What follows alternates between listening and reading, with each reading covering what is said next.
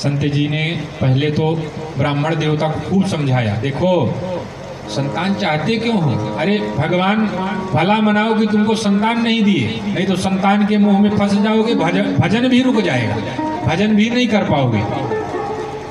अच्छा ये बताओ, किसी के संतान नहीं है तो अच्छा है कि गड़बड़ है? हमारे समाज में तो कहते हैं ना कि संतान नहीं है, इनका जो है मुख ही देखना पाप है, ये लोग अक्सर चर्चा करते हैं ना। लेकिन मैं तो ये मानता हूं कि जिसके संतान नहीं है वो पिछले जन्म में कोई धर्मात्मा महात्मा रहा होगा, उसकी जो पूजा थी, उसकी उपासना थी, वो पूरी नहीं हुई, तो भगवान ने जब पुनः भेजा तो संतान नहीं दिया, क्योंकि संतान दे देता तो उसी के चक्कर में हो जाते कि नहीं हो जाते। देखो सोचने की बात है, अगर सही सोचोगे तो सही बातें आएंगी, गलत सोचोगे तो गलत बातें आएंगी। एक महात्मा जी थे तो उनकी पत्नी, महात्मा जी बड़े सौम्य स्वभाव के थे, जितने महात्मा जी सीधे साधे उतनी टेढ़ी उनकी पत्नी मिल गई थी। ऐसा हो जाता है, जो बहुत सीधा होता है ना उसके साथ जो जीवन साथी होता है वो थोड़ा टेढ़ा होता है। और अगर दोनों अच्छे हैं तो भगवान का भजन करो, शुक्र मनाओ उनका। लेकिन संत जी का सोचना क्या है?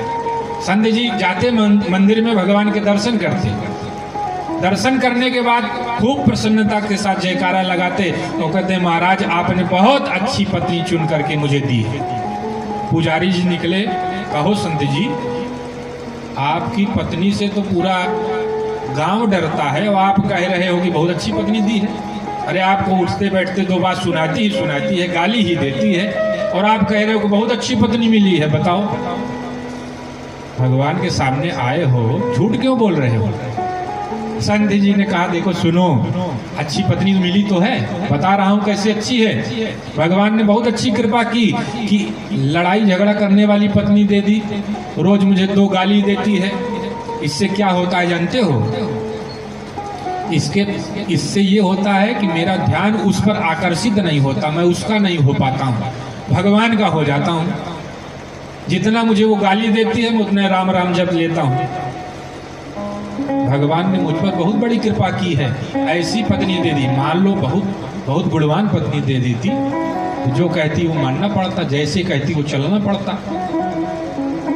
बहुत सुंदर पत्नी दे देती तो उसमें आसक्त हो जाता, भगवान का भजन तो छूट ही जाता। जो आज 2-4 माला कर रहा हूँ वो सब छूट जाता। तो बताओ भगवान ने अच्छी पत्नी दी है कि नहीं दी?